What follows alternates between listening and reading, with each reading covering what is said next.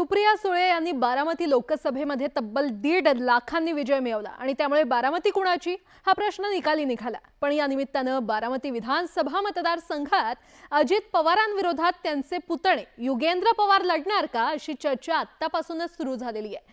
पाहुयात न्यूज 18 लोकमतचा हा special report.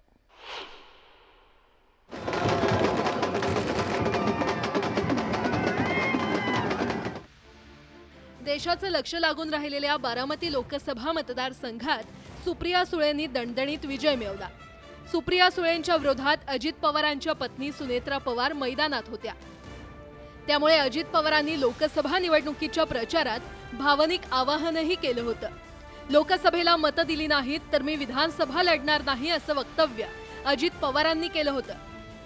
Ajit पवारांच्या भावनिक आवाहनानंतरही बारामतीकरांनी सुप्रिया सुळे यांना दणदणीत मताधिक्य देऊन विजयी केलं।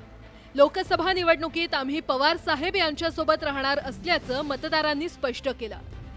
बारामती विधानसभा मतदारसंघात सुप्रिया सुळेंना 1,14,020 मतं मिळाली तर सुनेत्रा पवार यांना 88,069 मतं मिळाली। म्हणजेच सुप्रिया सुळेंना तब्बल 47,381 मतांची लीड मिळाली।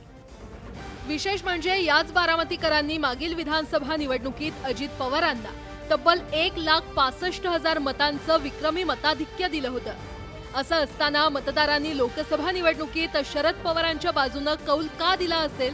मिळतं जुळतं होणारच ते सगळं, कोणी वायल्या वाटेन जाणार नाही, सगळी एक येतील पुढं। आम्हाला अनुभव आहे, आम्हाला रोजचा परिवार आहे बारामतीत,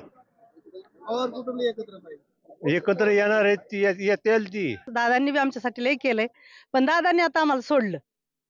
कसं सोडलं? का सोडलं तर काय माहिती, त्यांच्या काय मनात आमच्या बाबतीत आहे, त्याच्यामुळे आम्ही केलं त्यांना।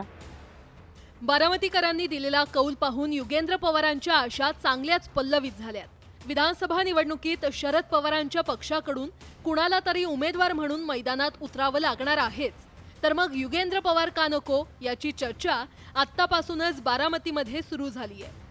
ते पवार साहेब ठरवतील।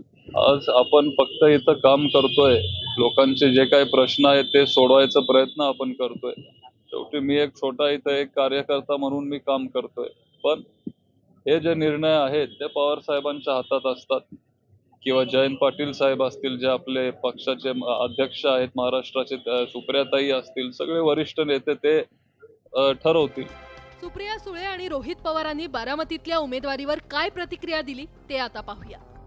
साहेब तिथे तिकीट देणार आहे, माझ्याकडे कुठली जबाबदारी नाही, तर मी आता कुठं काय बोलता येणार नाही, पण जिथं कुठं कार्यकर्ता म्हणून माझ्यावर जी काही जबाबदारी दिली जाईल, जसं लोकसभेची जबाबदारी दिली होती ती पूर्णपणे पार पाडण्याची जबाबदारी नक्कीच मी पार पाडेल असं मी सांगेन। विधानसभेची चर्चा आता सुरू व्हायला पाहिजे, ती आता वरिष्ठ लेवलला म्हणजे आदरणीय पवारसाहेब, सोनियाजी आणि उद्धवजी हे बसून सगळा फॉर्म्युला वगैरे ठरवतील किंवा पुढे, पण महाविकास आघाडी विधानसभेच्या कामाला लागलेली आहे।